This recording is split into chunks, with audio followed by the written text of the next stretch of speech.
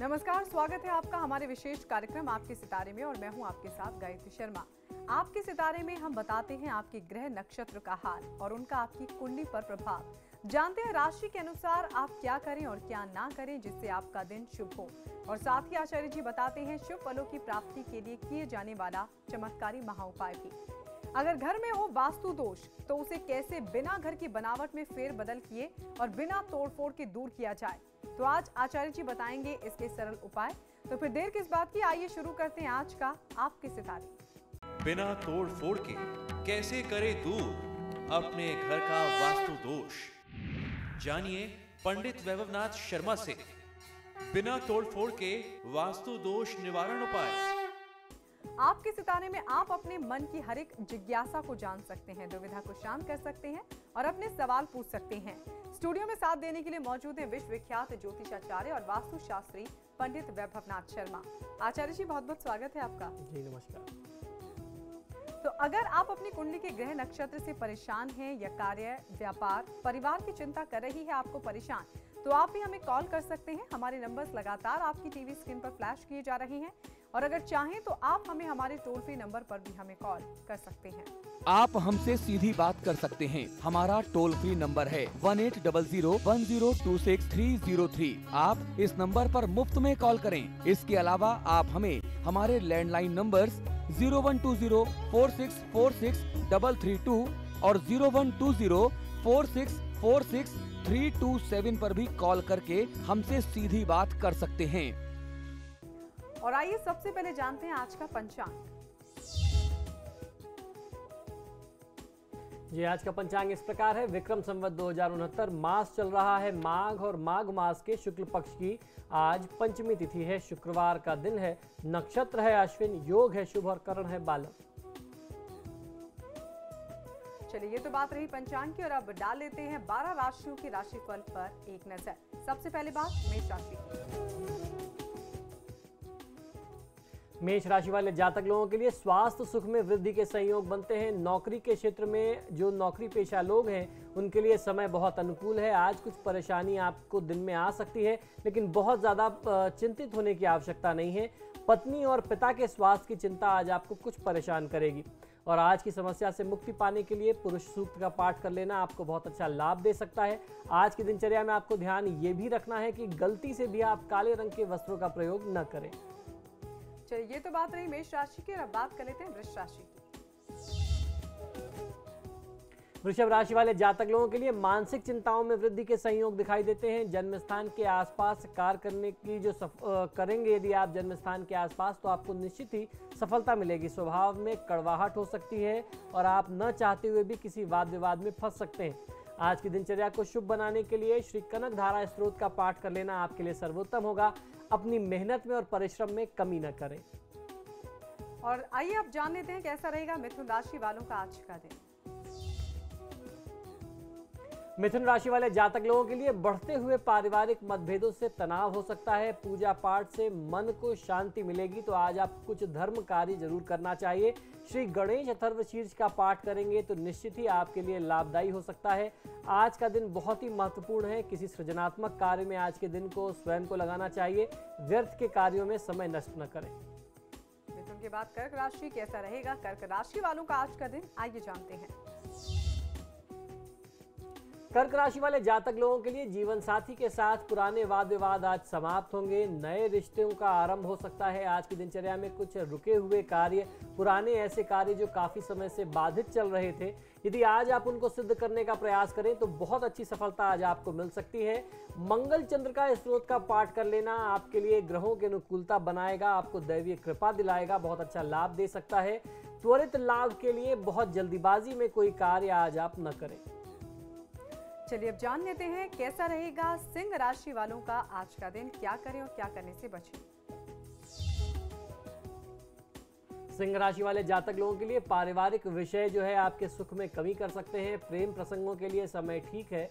नौकरी पेशा लोगों के लिए समय ठीक नहीं रहने वाला है। आज का दिन यदि आप थोड़ा सा प्रयास करें, कुछ धर्म कार्य करें, पूजा पाठ करें, किसी ब्राह्मण को कुछ दान दक्षिणा दें, तब जाकर के दिन मंगलमय होगा। आज की दिनचर्या में भगवान शिव की आराधना कर लेना। ओम दारिद्र दुख दहनाय नमः शिवाय मंत्र का 108 बार जाप कर लेना, जिसमें आप भगवान शिव से प्रार्थना करते हैं कि हमारे दारिद्र दुख का दहन हो जाए, उनका नाश हो और हमें सुख की प्राप्ति हो। इस मंत्र को 108 बार जाप करिए, आपको बहुत अच्छा लाभ मिलेगा। आज की दिनचर्या में कोई व्यक्ति आपके घर आता है, कोई आगंतुक आता है, कोई अतिथि, कोई मेहमान आए तो उसका अनादर न करें, अपमान न करें। और अब बात कन्या राशि। कन्या राशि वाले जातक लोगों के लिए व्यापारिक जिम्मेदारी किसी दूसरे हाथों में आज आपको नहीं देना चाहिए। खास तौर पे जो रुपए पैसे के लेन देन से जुड़ा हुआ मामला है वो नियंत्रण आप अपने पास रखें तो ज्यादा उपयुक्त होगा। आपका और परिवार का स्वास्थ्य आज बिल्कुल ठीक रहने वाला है। स्वास्थ्य संबंधी जो समस्या काफी समय से आ रही थी उसमें अब आपको काफी राहत मिलेगी। जो बहुत ज्यादा कठिन स्थिति थी उससे आपको मुक्ति भी मिल सकती है। आज की दिनचर्या में देवी दुर्गा की आराधना कर लेना, दुर्गा चालीसा का पाठ करना और दुर्गा मंदिर में जाकर के माता के चरणों में नारियल और चुनरी अर्पित करना आपको बहुत अच्छा लाभ देगा। अति आत्मविश्वास में कोई बहुत बड़ा कमिटमेंट, कोई बहुत बड़ा वादा या कोई बहुत बड़ा दावा करने से आप बचिए।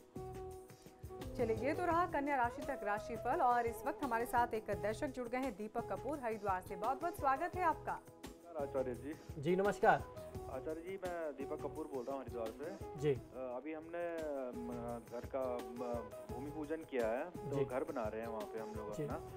तो ये जानना था कि एक्चुअली हमें इस वास्तु के बारे में कुछ पता नहीं है, तो किस हिसाब से बनाया जाए, किस तरह से बनाया जाए। देखिए दीपक, जहाँ तक वास्तु की बात आती है और किसी पर्टिकुलर प्लॉट पे कंस्ट्रक्शन की बात आती है तो कौन सी दिशा है, कौन सी दिशा का आपके भवन का मुख आपको मिल रहा है, उसमें क्या क्या आसपास की संभावनाएं हैं, वो देख करके ही कोई निर्णय लिया जा सकता है। तो आपसे बस अनुरोध ये करूंगा कि जो ईमेल आईडी हमारी आपको दिखाई जाती है, आप उस पर चाहें तो जो भी नक्शा आपने बनवाया है वो आप हमें ईमेल कर दें या हमारे ऑफिस के नंबर्स पे आप संपर्क करें, आपको उचित जवाब मिलेगा। जब तक उस नक्शे को देखा ना जाए, प्लॉट को देखा ना जाए या जो प्रस्तावित नक्शा आपके आर्किटेक्ट ने बना करके दिया है उसको देख न लिया जाए कि उसमें कहाँ ठीक है कहाँ गलत है, तब तक कुछ कह पाना हम लोगों के लिए बहुत कठिन हो जाता है। चलिए, हमें कॉल करने के लिए बहुत बहुत शुक्रिया। गोरखपुर से नेहा एक दर्शक हमारे साथ जुड़ गई हैं। बहुत बहुत स्वागत है नेहा आपका। नेहा, बहुत बहुत स्वागत है आपका कार्यक्रम में। हेलो, हाँ जी, मैं जानना चाहती हूँ कि मेरा मकान कब तक बनेगा। काफ़ी दिनों से कोशिश कर रही हूँ मकान खरीदने के लिए, या फिर मकान बनने का कोई अवसर कुछ मिल नहीं पा रहा है, तो कब तक चांसेस हैं। जी, अपने जन्म विवरण आप बताइए, डेट ऑफ बर्थ टाइम बता दें, देख के बताता हूँ। हाँ जी, मेरा डेट ऑफ बर्थ है 9 जुलाई 1982 जी। जगह है बस्ती जी। और टाइम है मेरा सुबह 7 बजे। जी। नेहा जी, आपकी जन्म पत्रिका के अनुसार ये जो समय, जैसा आपने प्रश्न किया कि आपका अपना मकान, अपना भवन कब तक होगा, तो बृहस्पति की महादशा में बुध की अंतर्दशा का समय है। ये समय आपको अपने भवन प्राप्ति के लिए थोड़ा सा कठिन समय ज़रूर होगा। इस समय में आप जो भी प्रयास करेंगे उसमें कहीं ना कहीं कोई ना कोई बाधा आएगी। थोड़ा सा और इंतज़ार कर लेना चाहिए। आने वाले 1-1.5 साल के अंदर आपके लिए परिस्थितियां आपके पक्ष में बनेंगी, तब कहीं जाकर के आपको अपने भवन की प्राप्ति होगी। आपको भगवान हनुमान और उसके साथ साथ भगवान श्री विष्णु की आराधना करनी चाहिए, तो आपके भवन प्राप्ति में जो बाधा है, जो इतना बार बार विलंब हो रहा है, वो दूर हो जाएगा। चलिए, मैं कॉल करने के लिए बहुत बहुत शुक्रिया। गाजियाबाद से एक और दर्शक हमारे साथ जुड़ गए हैं, सुनील। बहुत बहुत स्वागत है आपका। सुनील, बहुत बहुत स्वागत है आपका। लगता है कि संपर्क नहीं हो पा रहा है। बहरहाल और भी कॉलर्स हम जानेंगे। आचार्य जी, लगातार ये सवाल उठते हैं कि कैसा घर हो, कैसा नक्शा हो, क्या जरूरी है कि नक्शे को देखने के बाद ही वास्तु को दूर किया जा सकता है, या कुछ ऐसे भी उपाय होते हैं कि हम कोई भी वास्तु दोष है घर में उसको दूर कर सकते हैं? देखिए, जो सुझाव हम लोग टेलीविजन स्क्रीन पर देते हैं वो वास्तु के सिद्धांत हैं कि किस दिशा में क्या होना चाहिए। उत्तर दिशा में आप बोरिंग करें या प्रवेश द्वार बनाएं। आपको अगर मास्टर बेडरूम बनाना है तो दक्षिण पश्चिम में बनाएं। लेकिन जब कोई व्यक्ति अपने भवन के बारे में जानकारी चाहता है तो हमें उसका नक्शा देखना पड़ता है। हो सकता है कि हम जो नक्शा, जो वास्तु के सिद्धांत बता रहे हैं, आप उसको अप्लाई ना कर पाएं। आपकी जो व्यवहारिकता है वो उससे बिल्कुल उलट हो सकता है आपके मास्टर बेडरूम का प्रायोजन जो है वो घर के उत्तर पूर्व में या दक्षिण पूर्व में बन रहा हो। तो जब तक आपके नक्शे को, आपकी उपलब्धता को न देख लिया जाए, तब तक कुछ भी आपके केस में नहीं कहा जा सकता। ठीक इसी तरीके से ये कुंडली पर भी डिपेंड करता है। हम लोग जो उपाय बताते हैं वो उपाय जेनरिक होते हैं, वो आम उपाय होते हैं। हो सकता है हर व्यक्ति को वो उपाय उतना फायदा ना करे, हो सकता है किसी व्यक्ति को 2 बार में ही उस उपाय से बहुत बड़ा लाभ मिल जाए। तो अगर ऐसी परिस्थिति आती है, आपको उस उपाय को करने के बावजूद भी लाभ नहीं मिल रहा, तो आपको अपनी कुंडली दिखानी चाहिए। और जहां जब आपकी वास्तु की बात आती है तो निश्चित ही आपको अपने घर का नक्शा दिखा करके किसी वास्तुशास्त्री से उसके बारे में सलाह लेनी चाहिए। चलिए, एक दर्शक हमारे साथ गाजियाबाद से जुड़ गए हैं, सतपाल, बहुत बहुत स्वागत है आपका कार्यक्रम में। नमस्कार आचार्य जी। जी नमस्कार सतपाल जी, बताइए। आचार्य जी, मैं जानता हूँ मेरा जो घर है, मैं सामने जब घर के अंदर घुसते हैं तो सामने राइट हैंड में ही बाथरूम है जी, और उसके बाद किचन है और उसके बाद अंदर एक रूम है। तो उसमें जो बाथरूम दरवाजे के सामने है या कुछ उसके लिए क्या उपाय करें, मतलब कि कुछ नेगेटिव एनर्जी वगैरह? जी बिल्कुल, देखिए प्रवेश द्वार पर टॉयलेट नहीं होना चाहिए, बाथरूम नहीं होना चाहिए, ये बहुत बड़ा दोष माना जाता है वास्तुशास्त्र में। अगर ऐसी परिस्थिति किसी व्यक्ति के घर में आ जाए तो उसके लिए बहुत अच्छा सा उपाय है। आपको करना ये है कि 4 बाई 4 इंच के शीशे बनवा लीजिए। एक शीशा बना करके टॉयलेट के आसपास दोनों साइड में दीवार पर या टॉयलेट के ऊपर दरवाजे की तरफ आप लगा दीजिए, जिसमें वो बाहर की तरफ देखता हो। टॉयलेट के अंदर नहीं लगाना है, प्रवेश द्वार पर ही आपको लगाना है, बाहर की तरफ। तो उसमें जितनी भी नकारात्मक ऊर्जा है आपके टॉयलेट में वो बाहर नहीं आएगी, क्योंकि जब घर के अंदर जो शुभ ऊर्जा आती है वो प्रवेश द्वार से आती है। प्रवेश द्वार पे अगर टॉयलेट हो जाए तो वो शुभ ऊर्जा को प्रभावित करती है, उसको खराब करती है। अगर आप ये शीशा वहां लगाएंगे तो वो अंदर की ऊर्जा को रोकेगा और आपके घर के अंदर की जो शुभ ऊर्जा है उसको प्रभावित होने से बचाएगा। चलिए, हमें कॉल करने के लिए बहुत बहुत शुक्रिया और यहाँ रुकेंगे एक छोटे से ब्रेक के लिए।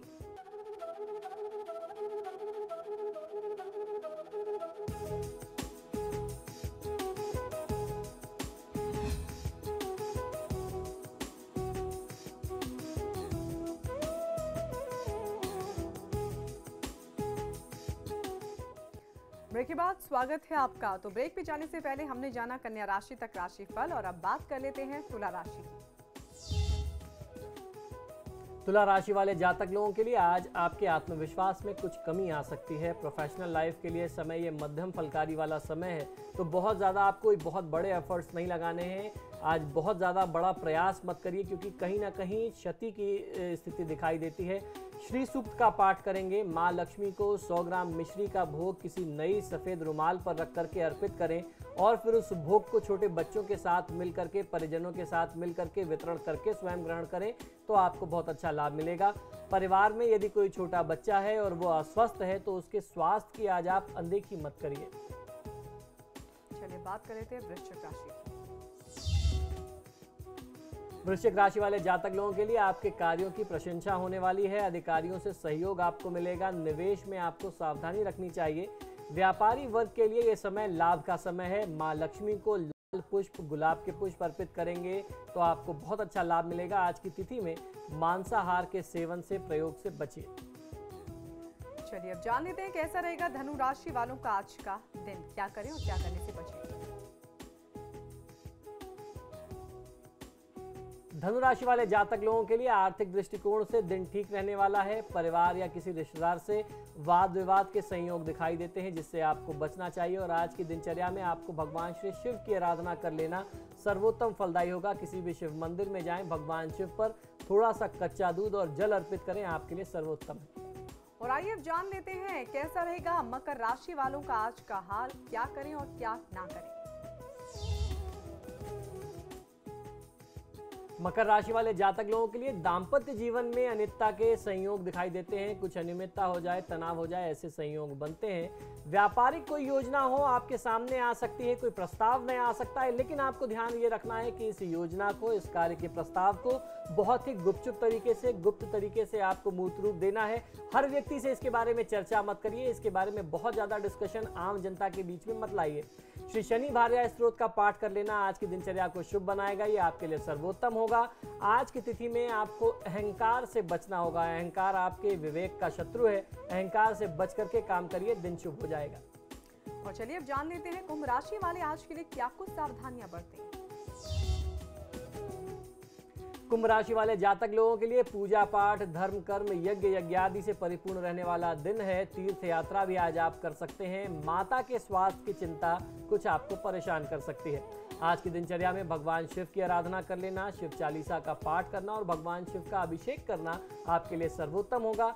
आर्थिक दबाव बहुत ज़्यादा अपने ऊपर नहीं आने देना चाहिए, बहुत ज़्यादा रुपए पैसे के दबाव में, तनाव में न जिए। चलिए बात कर लेते हैं मीन राशि की और जान लेते हैं मीन राशि का राशिफल। मीन राशि वाले जातक लोग, खासतौर पे वो लोग जो विदेश से संबंधित व्यापार करते हैं, यानी कि आयात निर्यात से संबंधित आपका कोई व्यापार है, कोई बिजनेस है, तो आपको बहुत अच्छी उन्नति मिलने वाली है। निवेश के लिए समय ये थोड़ा सा प्रतिकूल है, तो आपको ऐसे समय में निवेश से बचना चाहिए। धनदाय स्रोत का पाठ करेंगे तो आपको बहुत अच्छा लाभ देगा। हर किसी भी व्यक्ति से मित्रता करना, अपने मन की बात आपको उनके साथ शेयर करना आपके लिए भारी पड़ सकता है, तो आप आज समय उन्हीं के साथ व्यतीत करें जिनको आप बहुत अच्छे से जानते हो। चलिए, ये तो बात रही 12 राशियों के राशिफल की और अब जान लेते हैं आज का महा उपाय। जी, आज का महा उपाय मैं आपको वास्तु दोषों को दूर करने के लिए कुछ सरल उपाय बता रहा हूं। अगर आपके घर में कोई भी बहुत बड़ा वास्तु दोष है जिसके लिए आपको बहुत ज़्यादा तोड़फोड़, बहुत ज़्यादा बड़े खर्चे बता दिए गए हैं, तो ऐसी परिस्थिति से बचने के लिए, और खर्च करना हर व्यक्ति के लिए आज की तारीख में बहुत ज़्यादा संभव भी नहीं बन पाता है, तो ऐसी परिस्थिति से बचने के लिए वास्तु दोष निवारण यंत्र आता है बाजार में। 4 बाई 4 इंच का बना हुआ ताम्र धातु का यानी तांबे का निर्मित ये वास्तु दोष निवारण यंत्र होता है। आप किसी योग्य आचार्य द्वारा इनको प्राण प्रतिष्ठित करा करके अपने भवन के मुख्य द्वार पर लगा दें, तो कितना भी बड़ा से बड़ा वास्तु दोष हो, भवन के मुख्य द्वार से जुड़ा हुआ हो, भवन के अंदर हो, वो उसको दूर कर देता है। भवन के मुख्य द्वार की दीवार के ऊपर यदि आप गणेश जी को स्थापित करते हैं, गणेश जी की प्रतिमा को स्थापित करते हैं, तो भी आपके घर में जितनी भी अशुभता है, जो भी वास्तु दोष हैं, वो दूर होते हैं और आपको उसका शुभत्व प्राप्त होता है। अब द्वार पर गणेश जी को स्थापित करने को लेकर के हाल फिलहाल में कुछ ऐसी धारणाएं चली आ रही हैं, सुनने में आता है कुछ अज्ञानी वास्तुशास्त्रियों द्वारा, जो आजकल किताबें पढ़ करके बाजार में घूम रहे हैं, लोगों को बताते हैं कि आप गणेश जी लगाते हैं तो उनके आगे के भाग में लक्ष्मी होती है, पीछे के भाग में दरिद्रता है, आपको पीछे से भी लगाना चाहिए। ये बिल्कुल शास्त्र के विरुद्ध है, ऐसा कहीं नहीं है। आप कितने भी पुराने मंदिर देख लीजिए। मैं काशी से हूँ, काशी में सबसे ज़्यादा मंदिर हैं, मंदिरों का शहर कहा जाता है, और वहाँ जितने भी मंदिर हैं वो प्रमाणोक्त हैं, क्योंकि उनका प्रमाण शास्त्र में मिलता है।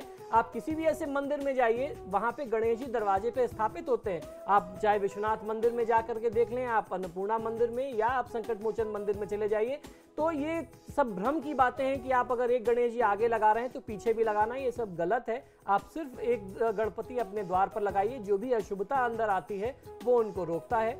वास्तु के अनुसार प्रातःकाल आपको उठना चाहिए और पूजा स्थान यानी ईशान कोण में श्री सूक्त का पाठ करें, पुरुष सूक्त का पाठ करें, एवं संध्या के समय में यदि आप हनुमान चालीसा का नित्य प्रति पाठ करते हैं तो हर प्रकार के वास्तु दोषों से मुक्ति मिलती है और आपके भवन में सुख और समृद्धि आती है। यदि आपके घर में, आपके भवन में जल का बहाव गलत दिशा में हो, यानी पश्चिम या दक्षिण की तरफ जल निकल रहा हो और पानी की सप्लाई भी ठीक दिशा में की तरफ से नहीं आ रही है, दक्षिण या पश्चिम में कहीं आपने बोरिंग करा रखी है, तो ऐसी परिस्थिति में उत्तर पूर्व में आपको कोई फाउंटेन यानी कोई फव्वारा लगा देना चाहिए और वो पानी नीचे से ऊपर की तरफ जाता हुआ होगा, तो आपको बहुत अच्छा लाभ मिलेगा। जल से जुड़े हुए सारे दोषों को दूर करने के लिए ये बहुत अच्छा उपाय बताया गया है। जितने भी जल संबंधी दोष आपके भवन में है वो दूर हो जाएंगे।